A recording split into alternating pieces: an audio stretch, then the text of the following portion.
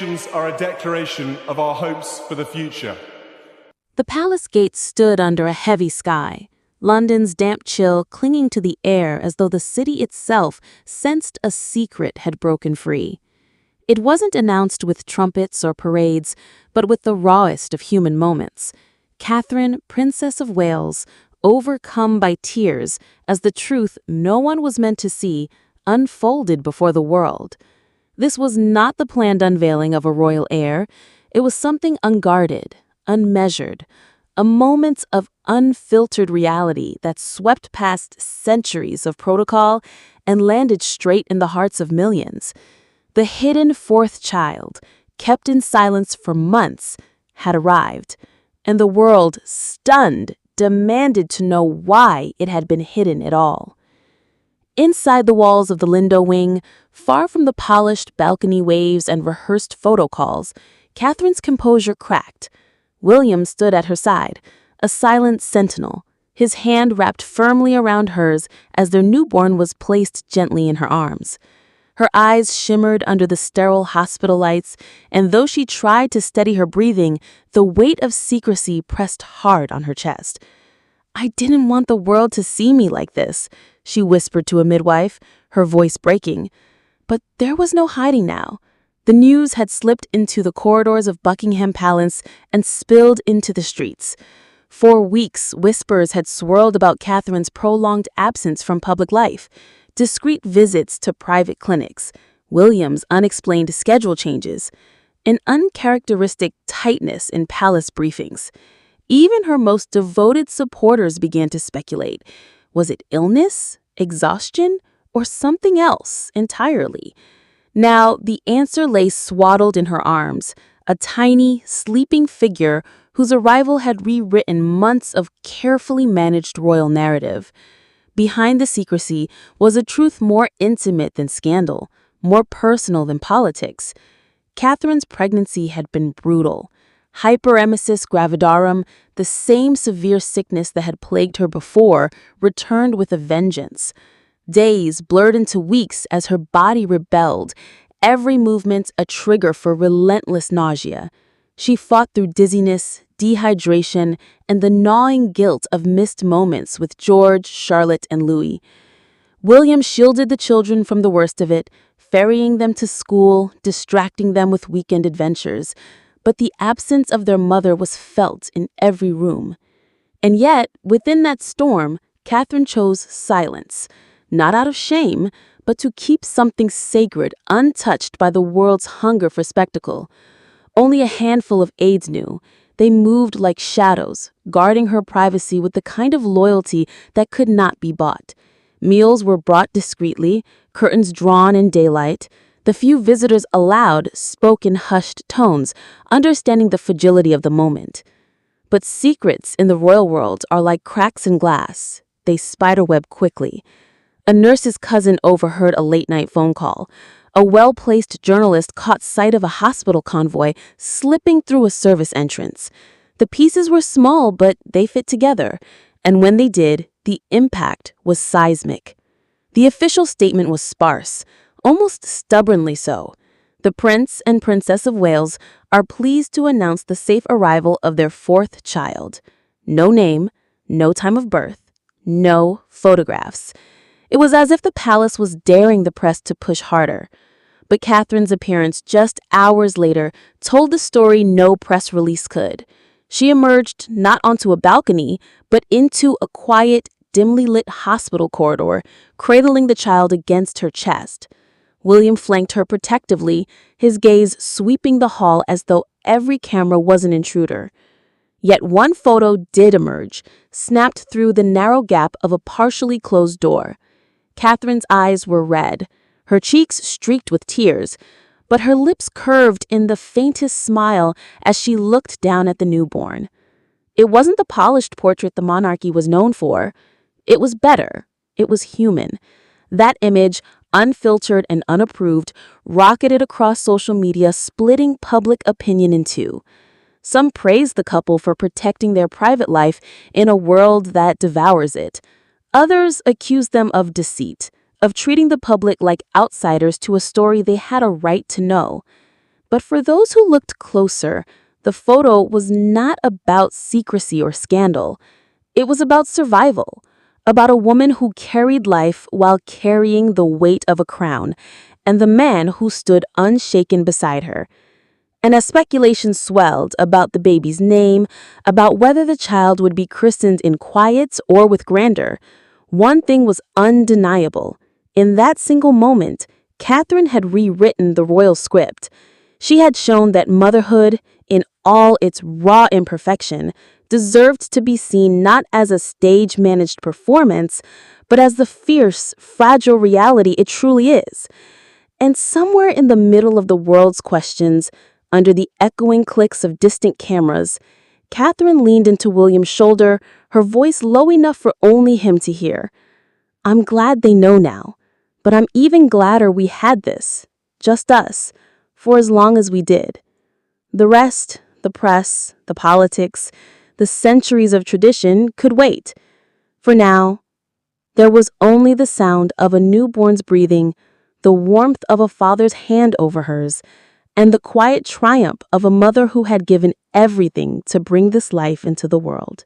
The news of the secret birth sent shockwaves through Buckingham Palace and beyond, igniting a frenzy of speculation and fascination that rippled through the global media landscape. For months, Catherine's absence from public view had been quietly noted but never fully explained. The royal family's usually tight grip on information seemed to loosen as the whispers grew louder, yet no official confirmation came. Until now. The announcement was a carefully calibrated moment, one born of necessity rather than choice, signaling a shift in how the monarchy confronts the intensely scrutinized private lives of its members. Within the palace, the atmosphere was thick with a mixture of relief and tension. Those closest to the couple spoke of Catherine's remarkable resilience, emphasizing the toll her recent pregnancy had taken, not just physically, but emotionally. Staff described the Duchess's days as a delicate balance of managing severe hyperemesis gravidarum, maintaining privacy, and preparing for the arrival of a child whose existence was meant to remain a secret until the moment it could no longer be. "She's a warrior," one aide confided, carrying the weight of expectations while battling a condition that leaves many women bedridden for months. She did it with grace, but it broke her. William, too, had changed in subtle but profound ways. The stoic prince, who had once been seen as reserved and traditional, was now a father deeply engaged in the intimate struggles of his family. His public appearances had dwindled, replaced by quiet moments at home, where he juggled parenting duties alongside his royal responsibilities.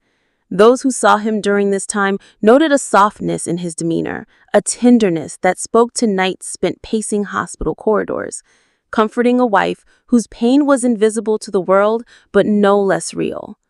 In rare interviews, William opened up about his evolving understanding of mental health and the importance of emotional support within families, especially in the glare of public life.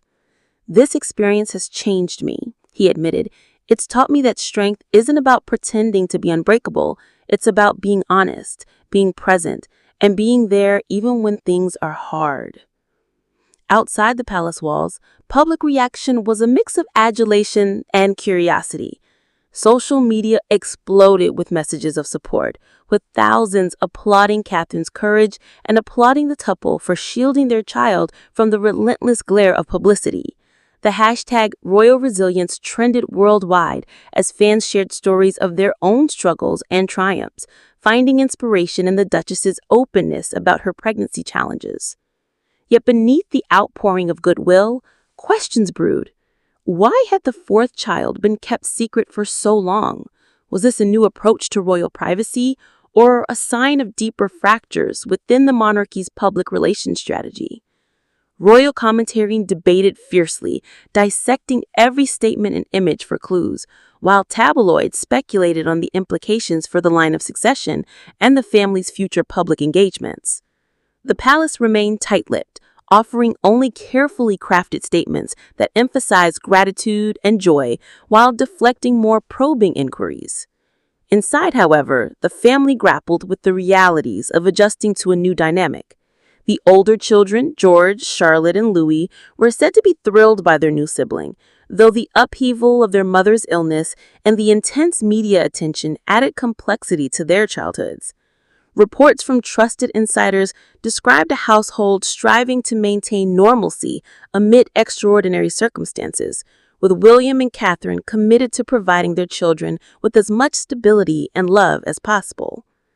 The private moments captured by a few close aides revealed a family bound not just by duty, but by deep affection and shared resilience. There were scenes of William reading bedtime stories, his voice animated and warm, Catherine gently rocking the newborn, her tired eyes brightening with maternal love, siblings laughing together in the palace gardens, their innocence a balm to the weight of royal expectations. Behind closed doors, the couple's relationship had deepened, forged in the crucible of hardship. Their partnership was marked by mutual support and a shared resolve to protect their family from the pitfalls of fame and scrutiny. Catherine's tears in the hospital corridor were not a sign of weakness, but a testament to the raw honesty that had become the foundation of their union. This vulnerability resonated with many, challenging the traditional image of royalty as untouchable and stoic, and instead presenting a narrative of relatable humanity. Health professionals familiar with Catherine's condition applauded her bravery in speaking openly about hyperemesis gravidarum, a condition often misunderstood and stigmatized. By bringing attention to her struggles, she has sparked important conversations about maternal health and the need for greater awareness and support for women facing similar challenges. Organizations dedicated to maternal care reported a surge in inquiries and donations following the news, highlighting the broader social impact of the Duchess's candidness. Meanwhile, royal traditions adapted in subtle ways.